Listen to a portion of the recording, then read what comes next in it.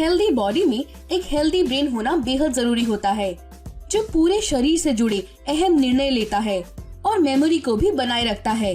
लेकिन जब ब्रेन ही ठीक से काम करना बंद कर दे और गंभीर रूप से बीमार हो जाए तो स्वस्थ शरीर की कल्पना करना भी मुश्किल हो जाता है। इस वीडियो में हम आपको बताने वाले हैं ब्रेन ट्यूमर क्या है, व्हाट इज ब्रेन ट्यूमर।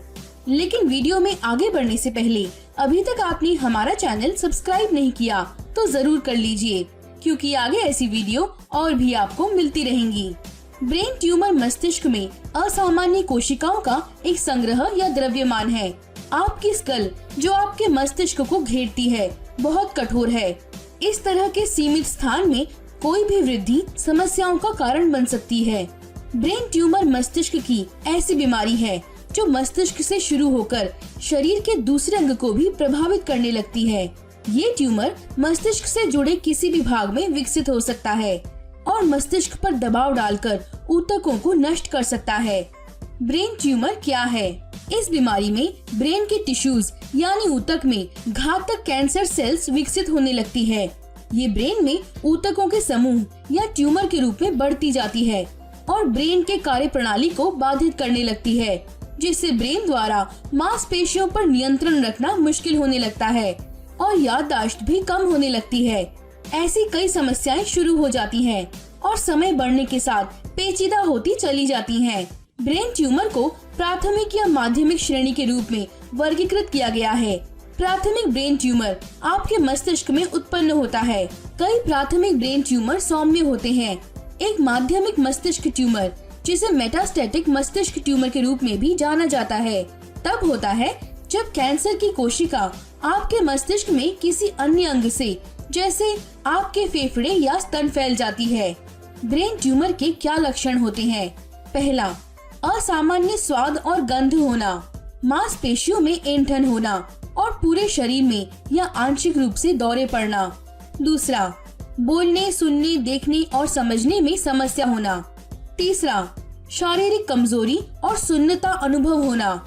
चौथा, कभी कभी उल्टी और मतली के साथ सर में दर्द होना, जो सुबह के समय बहुत ज्यादा होता है। पांचवा, इनके अलावा ब्रेन की कार्य गति में कमी आना, बहरापन होना, थकान, उनींदापन, डिप्रेशन और सोचने समझने की क्षमता में परिवर्तन होना भी ब्रेन ट्यूमर के लक्षण हो सकते हैं। छठा, चेहरे के कुछ भागों में कमजोरी महसूस होना और वजन एकाएक बढ़ जाना। सातवां, चलते समय लड़खड़ा जाना। क्या है ब्रेन ट्यूमर होने का कारण? बड़ी और गंभीर बीमारी ब्रेन ट्यूमर विशेष प्रकार के विषाणु के संक्रमण से हो सकता है।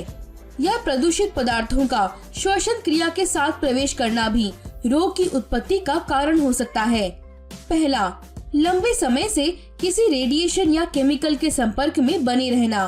रेडियोथेरेपी, सिर का एक्सरे और सीटी स्कैन करवाने वाले लोग में ये खतरा बढ़ जाता है। दूसरा, बचपन में कैंसर से ग्रस्त रहे बच्चों में ब्रेन ट्यूमर होने की आशंका बनी रहती है और युवाओं में ल्यूकेमिया होने की स्थिति में भी इस कैंसर का खतरा मंडराता रहता है।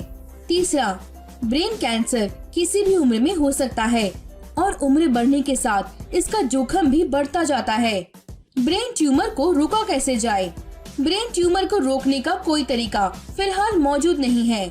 इस ट्यूमर का जल्दी निदान और उपचार करके ही ट्यूमर बढ़ने के खतरे को रोका जा सकता है।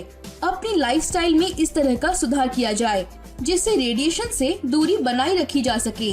ब्रेन ट्यूमर की जांच कैसे होती है?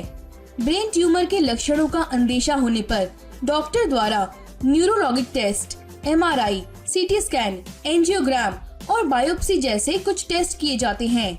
ब्रेन ट्यूमर का इलाज कैसे होता है? पहला, सर्जरी। बहुत से लोग हैं जिन्हें ट्यूमर होता है और उसे निकालने के लिए सर्जरी करनी पड़ती है।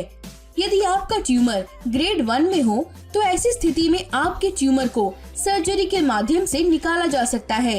यदि आपके ट्यूमर को सर्जरी के माध्यम से न निकाला जा सके तो कम से कम आपके ट्यूमर के आकार और लक्षणों को कम किया जा सकता है। अगर आपको आए दिन सिर दर्द की शिकायत रहती है जो दवा खाने से ठीक हो जाती है लेकिन फिर उभर आती है, तो सावधान हो जाएं, क्योंकि ये लक्षण ब्रेन ट्यूमर के सबसे शुरुआती स्टेज के भी हो सकते हैं। ब्रेन ट्यूमर एक खतरनाक बीमारी है। अगर सही समय पर इस बीमारी का पता चल जाए तो इससे बचाव संभव है। इलाज में देरी होने पर ये जानलेवा हो सकता है और इससे मानसिक विक्षिप्तता भी आ सकती है। दूसरा, रेडिएशन थेरेपी। इस थेरेपी में ट्यूमर वाली सेल्स को नष्ट करने के लिए एक्सरे या प्रोटॉन जैसी उच्च ऊर्जा का इस्तेमाल किया जाता है। तीसरा, कीमोथेरेपी। इस थेरेपी में दवाओं के जरिए ट्यूमर सेल्स को नष्ट किया जाता है। ये दवा टैबलेट के रूप में और नसों में इंजेक्शन के रूप में दी जाती है और हम उम्मीद करते हैं हमारा ये वीडियो आपके लिए बहुत ही यूजफुल और हेल्पफुल रहेगा। अगर ये वीडियो आपको पसंद आया हो तो इस वीडियो को लाइक कीजिए और अपने दोस्तों को शेयर कीजिए और अंत में इस चैनल को सब्सक्राइब करना ना भूलें। Thank you friends.